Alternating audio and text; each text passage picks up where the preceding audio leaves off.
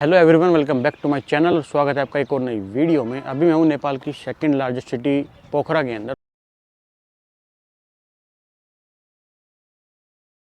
तो फिलहाल मैं घूम रहा हूँ नेपाल के अंदर और मैंने नेपाल की सीरीज़ पूरी पार्ट वाइज बनाई हुई है और मैं जिस भी कंट्री में जाऊँगा वहाँ की करेंसी, सिम कार्ड, वीज़ा और वहाँ तक आप कैसे पहुँचे उसके बारे में एक एक वीडियो ज़रूर बनाऊँगा। तो आज की वीडियो का हमारा टॉपिक है कि आप नेपाल कैसे पहुँचे, वहाँ की करेंसी का क्या रेट है, कैसे आप सिम कार्ड खरीदें और कैसे यहाँ का वीज़ा तो यहाँ का नहीं लगता है, लेकिन जो भी डिटेल्स होती है वो सारी मैं बताता हूँ आपको इस वीडियो में। सबसे पहले बात कर लेते हैं कि आप नेपाल कैसे पहुँचे। आप नेपाल यूपी से भी पहुँच सकते हैं, बिहार से भी पहुँच सकते हैं, वेस्ट बंगाल, सिक्किम से भी पहुँच सकते हैं।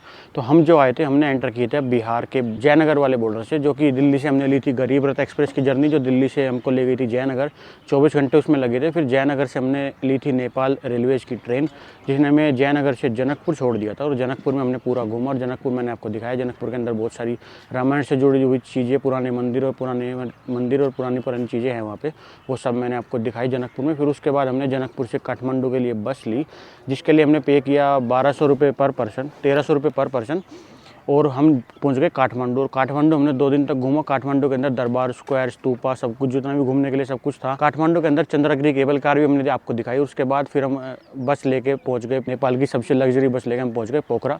और फिलहाल मैं पोखरा में, और अभी मैं पोखरा आपको दिखा रहा हूँ। नेपाल की डिटेल बता देता हूँ मैं। नेपाल की करेंसी होती है 1 Indian rupees is equal to 1.6 Nepali rupees. और अभी मैं आपको दिखाता हूँ नेपाल की करेंसी दिखती कैसी। और नेपाल के ATM से हमने अपने इंडियन कार्ड को यूज़ करके, इंडियन HDFC के कार्ड को यूज़ करके कैश निकाल लिया। देखो, जिसको लगता है कि नेपाल में कैश कार्ड काम नहीं करते, तो ये देखो नेपाल के अंदर हमने ATM से कैश निकाला है और अभी पर्ची भी आ गई है। और फिलहाल मैं बाहर जाके दिखाता हूँ कि मेरे बैंक से कितने पैसे कटे हैं। ये देखो, पर्ची पे भी लिखा हुआ है कि 500 रुपये ATM एक्सेस फीस का चार्ज कटा है और 10,000 रुपये आपने कैश निकाल लिया। अगर 10,000 नेपाली रुपये को इंडियन रुपये में कन्वर्ट करूँगा तो 6,228 रुपये बैठ रहे हैं। और मेरे HDFC बैंक से देखो मैसेज आया है कि यू आर विड्रॉन 6,562, तो 6,562 रुपये कटे हैं और 6,228 रुपये बैठ रहे थे। 6,562 माइनस 6,228, तो 334 रुपये का चार्ज कटा है मेरा ATM से कैश निकालने के लिए बस। तो फिलहाल हमने नेपाल में अपना HDFC बैंक का डेबिट कार्ड यूज़ करके कैश निकलवा लिया है। 10,000 नेपाली रुपये निकलवाने के बाद मेरा 350 रुपये का चार्ज लगा है। तो 350 रुपये ट्रांजेक्शन चार्ज है। आप 10,000 निकलवाओ, 15 निकलवाओ, 20 निकलवाओ, तो 10,000 में एक ट्रांजेक्शन में 350 रुपये का चार्ज कटता है। बाकी आपके ATM से डायरेक्ट पैसे कट के आपको कैश मिल जाता है।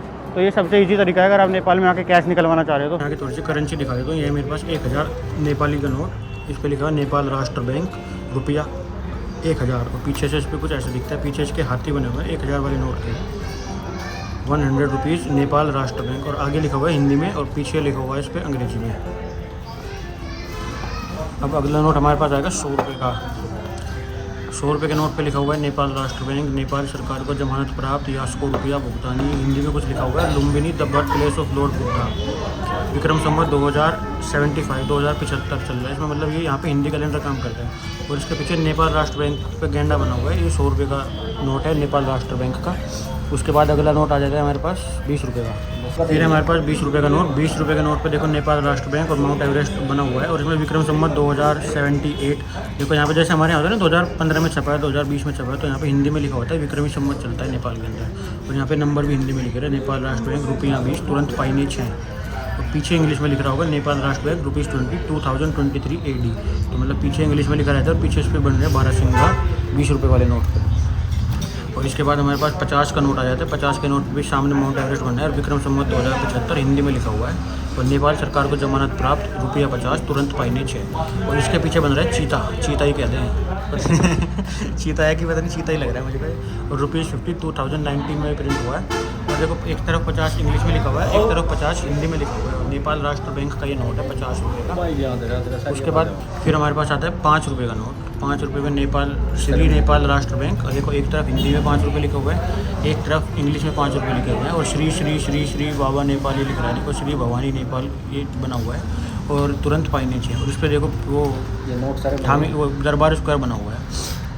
पीछे की साइड इस पर देखो याक बना हुआ है ₹5 2020 AD। ये नेपाल राष्ट्र बैंक का 5 रुपये का नोट है। और ये मिल गया मुझे 10 रुपये का नोट, इसके ऊपर ₹6 और देखो सामने मूर्ति बनी हुई है कुछ भगवान की। और गवर्नर लिखा हुआ है विक्रम संवत 2076 और नेपाल राष्ट्र बैंक। और सामने एवरेस्ट है, देखो इस साइड में हिंदी में और इस साइड इंग्लिश में 10 रुपये दोनों थे। और पीछे की तरफ देखो फिर से हिरन बना हुआ है और नेपाल राष्ट्र बैंक लिखा हुआ है और 10 रुपये एक तरफ हिंदी में एक तरफ इंग्लिश में ऐसे लिखा हुआ है। उसके बाद फिर नेपाल राष्ट्र बैंक का ये 500 रुपये का नोट है। देखो इसमें बुद्धा जी की मूर्ति एवरेस्ट भी बना हुआ है और यहाँ पे नेपाल राष्ट्र बैंक हिंदी में लिखा हुआ है। देखो, और ये 500 रुपये हिंदी में और इधर 500 रुपये इंग्लिश में। और पीछे की साइड इस पर भी शेयर बना हुआ है ₹500। 2020 में ये नोट छपा था। नेपाल राष्ट्र बैंक का ये लोगो है। देखो, काठमांडू नेपाल, और 500 रुपये हिंदी में, 500 इंग्लिश में। तो ऐसा नोट है हमारे पास, 50 का भी, 20 का भी और 10 का भी। फिलहाल ये सारे नोट हमारे पास है नेपाल की करेंसी में, जितने सारे हमने करेंसी एक्सचेंज करवाई है। तो करेंसी के बाद मैं आपको बता दूं यहाँ के सिम कार्ड के बारे में। फिलहाल यहाँ पे एक एनसेल का, नेपाल टेलीकॉम का सिम मिलता है, दूसरा मिलता है एनसेल का। तो नेपाल टेलीकॉम का सिम मेरे पास है, मैं आपको दिखाता हूँ कैसा है वो। तो ये सिम मिलता है आपको एनसेल का, जिसके जो आपको 100 रुपये का सिम मिल जाता है। और ये फिलहाल मेरे सामने एनसेल का टावर भी लगा हुआ है। तो इस सिम को आप कहीं से भी, किसी भी दुकान से सिम की मोबाइल की परचेज कर सकते हैं। तो ऐसा कुछ दिखता है नेपाल का सिम कार्ड, और ये मेरा नेपाल का नंबर है 970, और यहाँ का कंट्री कोड है +977। तो आपके सिम कार्ड के पहले +977 लगेगा, उसके बाद आप कॉल पर कर सकते हैं। और ये एनसेल का सिम कार्ड यहाँ पे मिल जाता है 100 से 150 रुपये तक का, जिसके अंदर ये सिम कार्ड एक्टिवेट होता है। और यहाँ पे सिम कार्ड एक्टिवेट करने के लिए बहुत सी अलग यूनिक तरीका है। जैसे हम थंब को लगाते हैं मशीन के ऊपर, लेकिन यहाँ पे थंब को कैमरे से स्कैन करते हैं। जैसे कि देखो मैं अभी स्क्रीन के ऊपर दिखा रहा हूँ, तो कैमरा से थंब को स्कैन करते हैं और ये फ़ोन के अंदर पूरा स्कैन होकर अपना थंब पकड़ लेता है। और अपने इंडियन आधार कार्ड से या इंडियन पासपोर्ट से आपको नेपाल के अंदर सिम मिल जाएगा। और 100 से 150 रुपये के बीच में ये एनसेल का सिम कार्ड मिलेगा। और उसके बाद आपको उसमें 150 रुपये का रिचार्ज करवाना पड़ेगा, जिसके अंदर आपको 5 GB का इंटरनेट मिलेगा 4G। लेकिन उसके बाद जब आप दोबारा स्क्रैच कार्ड वाला कार्ड लेके उसमें 5 GB वाला इंटरनेट करवाएंगे, तो आपको दोबारा से 5 GB का बोनस मिलेगा। तो अगर आप 300 रुपये का रिचार्ज करवाते हैं, तो आपको 150 रुपये का सिम पड़ गया और आपने 300 रुपये का उसके अंदर रिचार्ज करवा लिया। तो टोटल 450 रुपये में आपको 15 GB इंटरनेट मिल जाता है नेपाल का एनसेल का 4G, जो कि काफ़ी होता है एक हफ्ते की ट्रिप के लिए। तो फिलहाल ये कुछ है सिम कार्ड। मैं यहाँ पे फेवा लेक पे घूम रहा हूँ, और यहाँ पे देखो आप बोटिंग भी कर सकते हैं। बोटिंग वगैरह करने के लिए यहाँ पे देखो कितना सुंदर लेक है ये, और यहाँ पे बोटिंग वगैरह है। और सामने अन्नपूर्णा केबल कार है जो हम अभी लेने वाले हैं, वो मैं इसकी अगली वीडियो में आपको दिखाऊंगा। और फिलहाल ID वगैरह की अगर बात कर ले, तो नेपाल के अंदर आपका वोटर ID भी एक्सेप्टेबल है, आपका पासपोर्ट भी एक्सेप्टेबल है, और आपका आधार कार्ड भी एक्सेप्टेबल है। तो आप कोई भी ID लेकर नेपाल में एंटर कर सकते हैं। हमें नेपाल में घूमते 7 दिन हो चुके हैं, लेकिन हमसे अभी तक किसी ने कोई भी ID नहीं मांगी है। हम ऐसे ही नेपाल के अंदर घूम रहे हैं। 2009-10 की बात याद करो, जब आप स्क्रैच करके अपने फ़ोन में रिचार्ज करते थे। टेलीनॉर का सिम आता था, टाटा डोकोमो का सिम आता था, यूनिनॉर का आता था, रिलायंस के सिम आते थे, और ऐसे आपको रिचार्ज करने का कूपन मिलता था। तो यहाँ पे नेपाल में अभी भी ये एनसेल का सिम चलता है, जिसमें रिचार्ज करने के लिए आपको एक ऐसा कूपन मिलता है।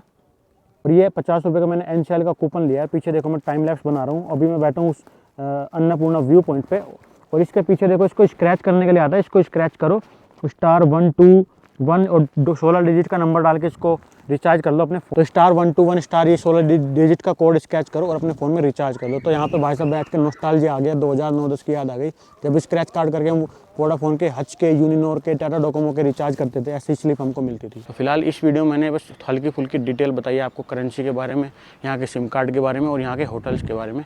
तो अगली वीडियो में आपको घुमाऊंगा पोखरा की अन्नपूर्णा केबल कार, जो कि पोखरा के अंदर चलती है फेवा लेक के किनारे से।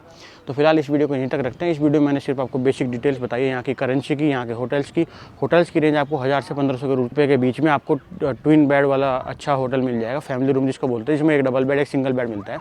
तो होटल भी यहाँ पे ज़्यादा एक्सपेंसिव नहीं है। और पोखरा के अंदर जो पब्लिक ट्रांसपोर्ट चलता है बसें वाला, उस बसों में आप 30 रुपये दे के पूरे पोखरा के अंदर कहीं से कहीं भी जा सकते हैं लोकल बस में। और अगर आप काठमांडू से पोखरा आना चाहते हैं तो आपको 1200 से 1800 के बीच में बसें मिल जाएंगी, जो 12 घंटे आपको लगेगी काठमांडू से पोखरा आने में। तो फिलहाल इस वीडियो को यहीं तक रखते हैं। अगर आपको ये वीडियो अच्छी लगी तो इस वीडियो को लाइक करें और मेरे चैनल को सब्सक्राइब करें ऐसी और वीडियोस देखने के लिए। मिलते हैं जल्दी नेक्स्ट वीडियो में नेक्स्ट टॉपिक के साथ, तब तक के लिए बाय बाय।